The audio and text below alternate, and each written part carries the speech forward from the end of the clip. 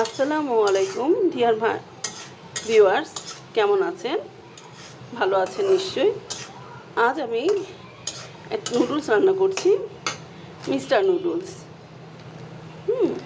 Mister noodles 2টা packet নিয়েছি। Mister noodles প্রথমে তেল দিয়েছি, আমি কিন্তু কোনো পেঁয়াজ ইউজ করিনি। তেল, কাঁচামরিচ, একটু লবণ দিয়েছি, তারপর পানি দিয়েছি। পানি দেওয়ার পর নুডলসটা দিয়ে দিয়েছি। এখন মশলাটা দিয়ে দিচ্ছি। এখানে পেঁয়াজ ছাড়া এই নুডলস রান্নাটা এত মজা হয় বন্ধুরা, ভিউয়ার্স, বাচ্চারা খেতে খুবই পছন্দ করে।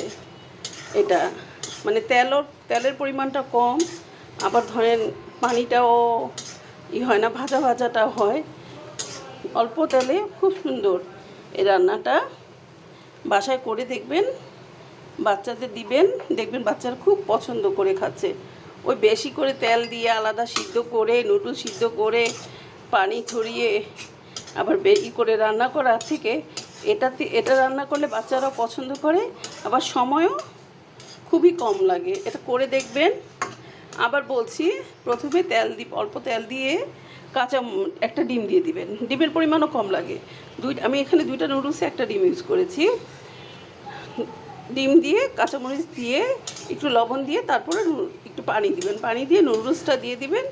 পরে যে মশলা দিয়ে নাড়াচাড়া দিয়ে নামিয়ে বাচ্চাকে পরিবেশন করতে দিবেন।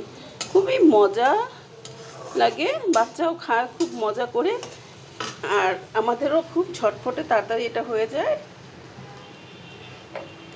ঠিক আছে ভিউয়ার্স, যাদের বাসায় বাচ্চা আছে করে দিবেন এবং দেখবেন বাচ্চারা খেতে খুবই পছন্দ করে।